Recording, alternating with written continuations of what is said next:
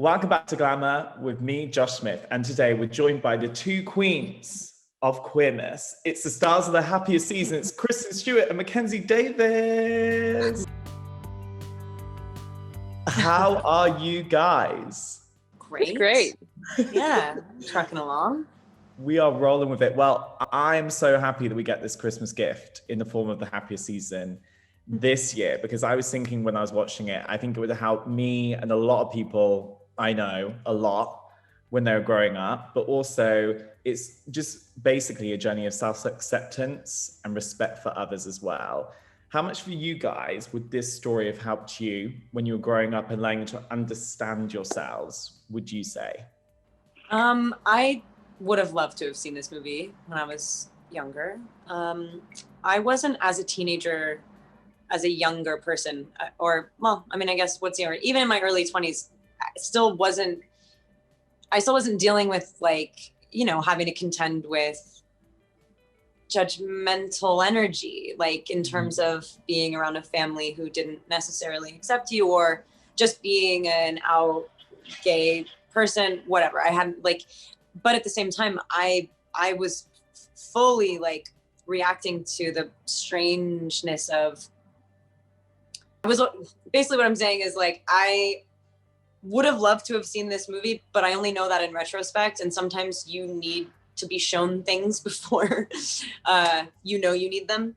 And I always wanted to work with Clea. I know for a fact that when I was watching But I'm a Cheerleader, that I was like, why? I love this movie for probably pretty solid gay reasons, and didn't know that until when I was an adult. So, if this helps anyone who's unaware or aware of the fact that sometimes it's hard to say who you are around every group of people, then that makes me Trey happy. I love that. And I think it will make a lot of people Trey happy. Mackenzie, how would it have helped you, do you think, personally? It's hard to be the first gay studio rom-com was actually good for straights because most importantly, this is why representation matters. I know that phrase has sort of lost a bit of meaning because it's should be on a flag, but it really does, because it doesn't only help the people who are being represented in the thing, it also normalizes a thing that up until that point maybe hasn't been normalized in mainstream entertainment. And I feel like I went to a pretty progressive high school and grew up in a very liberal environment that was very accepting. But I look back at things that happened in high school and the way, I think more with boys, the way that gay boys were treated, or whispers about gayness, and it wasn't normalized. It wasn't something that was treated with open arms acceptance. And I think if there were movies like this, and if that's what we went to see on the weekends, it would not be cool. Sorry, I'm not including myself in this, to be clear. But there just was a culture of homophobia, even in the most sort of liberal communities. And I think not having representative stories that normalize it are the culprit for that sort of homophobia. Oh my God, 100%. Representation is so important. And that's why we've got to keep talking about it. Because someone said to me the other day, they were like, we won't have equality until people just don't have to come out, full stop, right? And I was thinking about this movie when I was watching it, but it's so important to have these kind of coming of age and realization stories. Why do you think it's still important to tell these sort of coming out and reconciliation stories in 2020, do you think? I mean, it's a really fringy perspective to think that it's completely that the fear has been sucked out of the idea of telling everyone, it would be a really, really sort of naively optimistic, or kind of just ignorant, dumb way to approach. I mean, look at where we're at just here in the States, where I think I'm so happy to be in a movie that is inviting and a part of a conversation that can be argumentative and sort of divisive.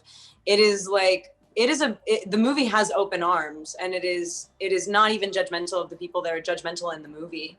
To think that we're not as divided as we are is actually just, it's not very helpful, because it's not real. And I'm the most sort of optimistic, glass half full person. But at the same time, I think this movie could be good for people that don't necessarily always lack judgment. I mean, it really is inviting people to we could be loud and aggressive with a raw kind of more in your face indie movie. And I want to make a bunch of those. I want to make a bunch of like, with other perspectives embedded in things that are sort of harder to digest. But I think it's really important to be like, no, look, like we're really nice too. Like, and we're just like you, and like, come laugh with us. It's not, you know what I mean? So that's the spirit. It's the relationship story, full stop. And that no label can put on that. That's what's so special about it. And I think you guys have made such an incredible movie, and I think it's going to help so many people. So just so many clicks to both of you for creating it. So thank you so much. Thank you.